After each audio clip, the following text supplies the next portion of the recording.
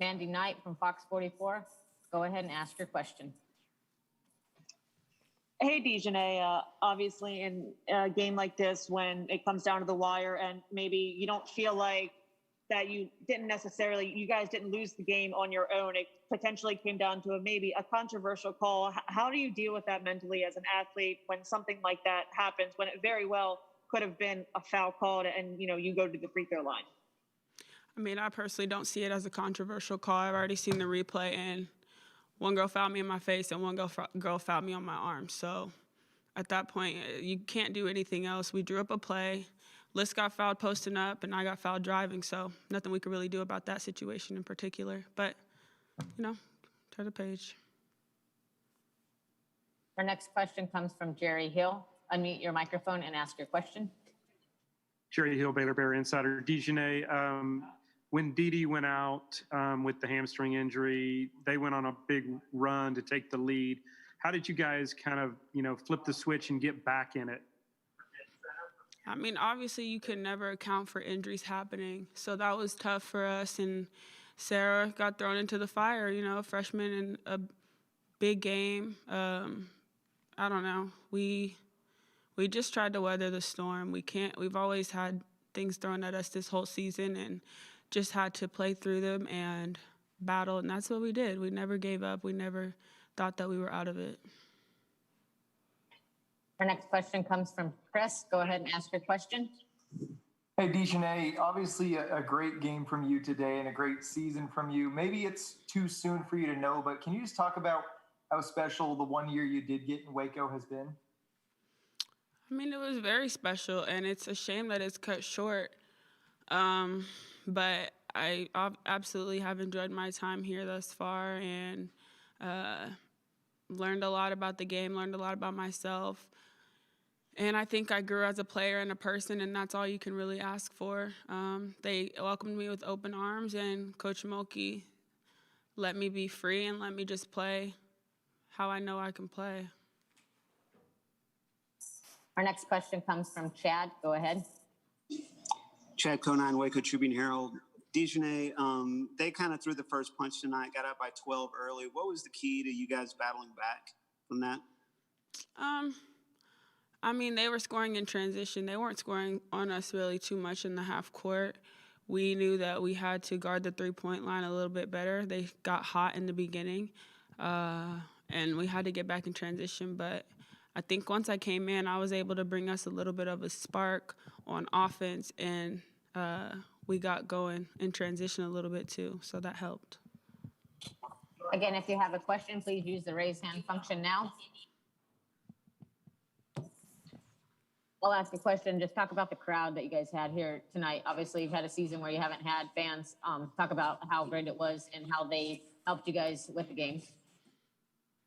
I mean, we love our Lady Bear fans, and we definitely had a great crowd here today. They helped us when we were up. They helped us when we were down, and it sucks to have let them down in a sense, but I don't know.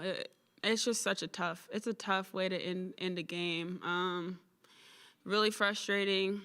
Pictures don't lie, film don't lie, and it's just a shame that they're not able to see us play anymore out here. So.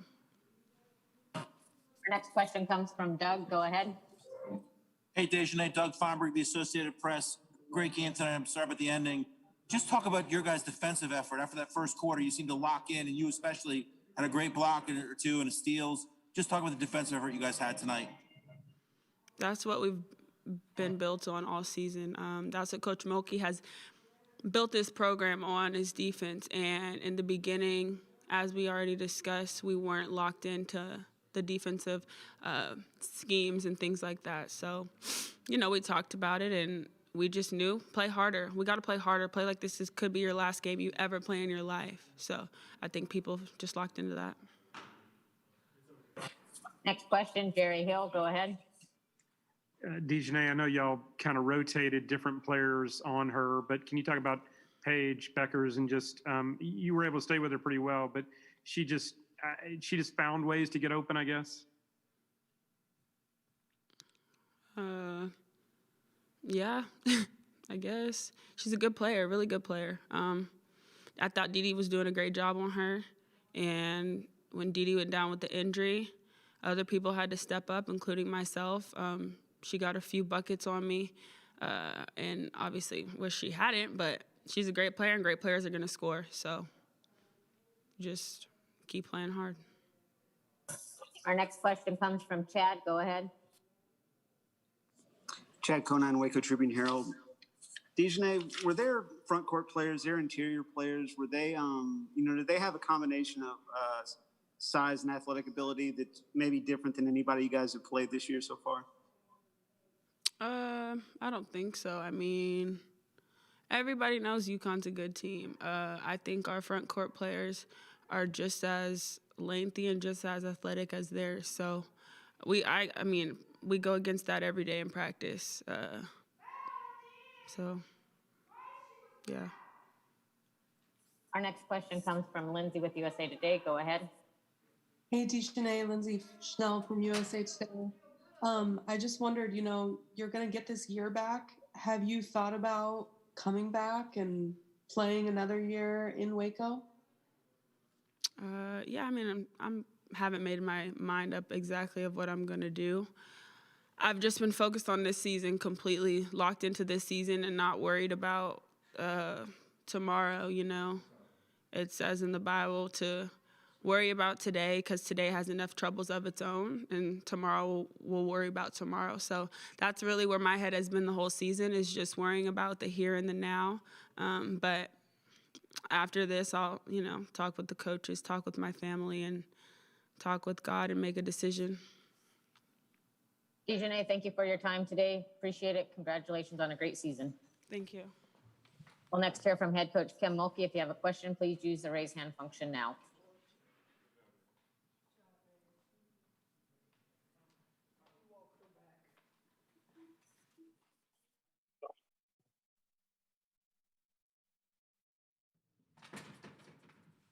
We are now joined with head coach Kim Mulkey. Our first question will come from Lindsay. Lindsay, go ahead.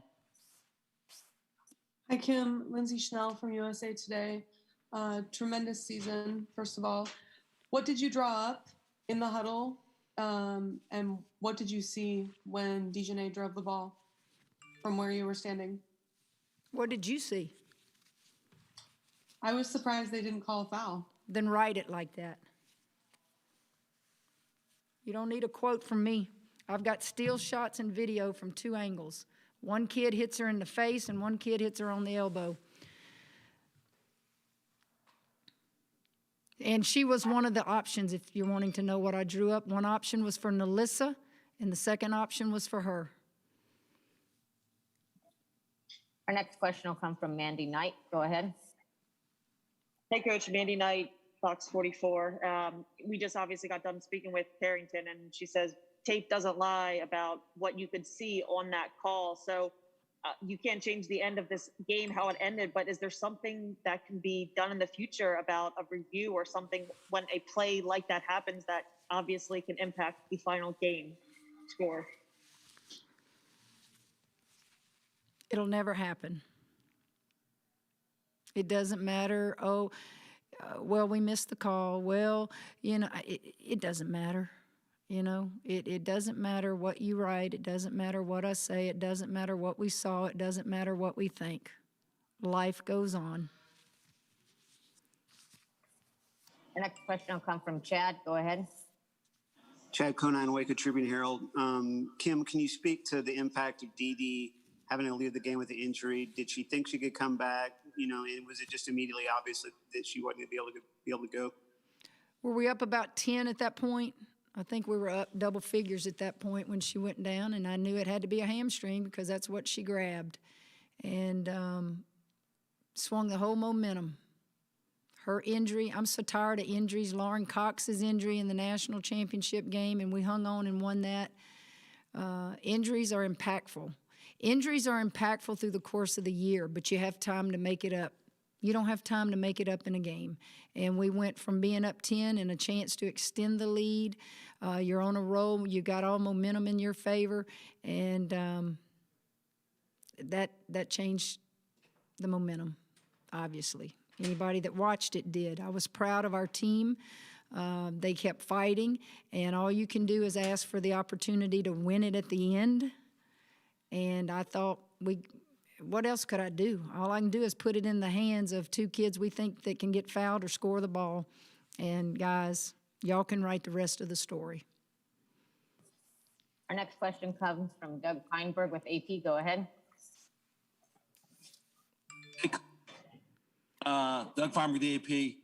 Just talk about Dejanay's game today. I mean, she played so well for you, and obviously the one play at the end, but just how well she played for you in this obviously huge stage. She's a big-time player. Just so grateful that I got to coach her, and she stepped up big time for us, not just in this game, but all year long. And I thought she's pretty special out there myself. Our next question comes from Chris Williams. Go ahead. Hey, Coach. Chris Williams, KWTX News 10 here in Waco. You've talked a lot this season about how every team and every run is unique. And I know you don't want this year and this team to be remembered by the way that game ended. So how would you say this team should be embodied and remembered moving forward? Talented, Big 12 championship, tournament championship and regular season. Very much Final Four, national championship worthy. They're as good as anybody that's left. I would say unfortunate things happened through the course of the year. The six cancellation of games, the 6 games that were canceled, I'm sorry, because of COVID, 4 of those 6 would have been against ranked opponents. And I feel like it was held against us. At some point, when you have the circumstances that we do, you need to do the eye test to see who deserves the number 1 seeds. I thought we were worthy of a number 1 seed, and I'll say it now. We didn't harp on it, but you know, I think Gino said it yesterday or day before in his press conference. We can't control the COVID situation. I think a gutsy performance out there today by a lot of kids when you lose the National Defensive Player of the Year playing against the Player of the Year that some people think. And I thought if she had not gotten hurt, I really, well, you saw the game. The next question comes from Jerry Hill. Go ahead. Jerry Hill, Baylor Bear Insider. Kim, you touched on it a little bit, but I guess the resiliency of this team, because, I mean, you guys got down 12 real early in the game, and then even in that fourth quarter, y'all got down 9 and had a chance to win. Yeah, resiliency, you can use that word. I think it's just very good. I think we're a very good basketball team. Don't get rattled. Just keep battling and guard people. And, I mean, really, guys, we lose Dee Richards when you're up double figures and you still have a chance at the end to win it when momentum shifted.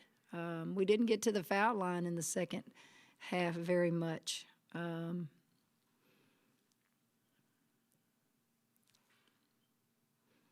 You know, and I want to say this to all of you. I don't think my words will matter, but after the games today and tomorrow, there's 4 teams left, I think, on the men's side and the women's side. They need to dump the COVID testing. Wouldn't it be a shame to keep COVID testing and then you got kids that end up having test positive or something and they don't get to play in the Final Four? So you need to just forget the COVID test and let the 4 teams that are playing in each Final Four go battle it out. Our next question comes from Andrew Miner. Please unmute your microphone and ask your question. Yeah, Coach, when I was just wondering if you could touch on the performance of both Melissa and Queen tonight, just on the glass and their presence inside defensively and offensively, and how well they did for you guys. I hadn't seen the stat sheet, to be honest with you. I don't even know what their stats are. I just know that every kid that played gave it, you know, everything they had. And actually, I'm looking at it now. You know, Melissa was with a double-double.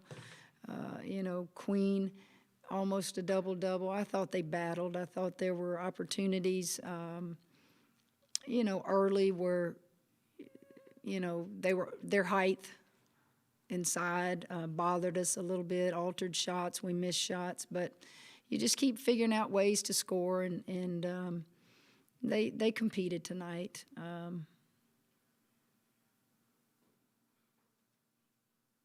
Got to the offensive boards. Each of them had 4 offensive rebounds. So very, very similar stats. I thought we took care of the ball in the first half, and that's what got you back in the game when you went down early, is you didn't turn the ball over, and they had like 8 turnovers, you know, in the first half. But, you know, guys, the whole story of the game is Dee Dee Richards goes down, and the whole momentum shifted, okay? So you think at that point your team could fold their tent. You got a freshman that you're putting in there that, you know, hadn't been on this big stage. And, you know, I'm sure she was nervous, and we got to build her up and make her feel good. But I thought, you know, all you can do is coach to the bitter end and give yourself an opportunity. And boys and girls, it would have been fun to see Dejanay to go to that foul line right there. Coach, thank you for your time this evening. Congratulations on a great season.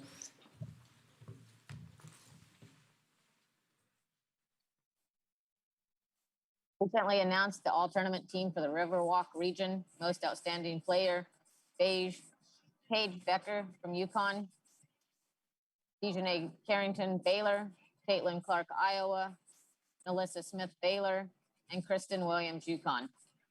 That concludes the press conference. A recording of this press conference will be in the NCAA Digital Media Hub at www.ncaa.veritone.com. Thank you for joining us. Have a good evening.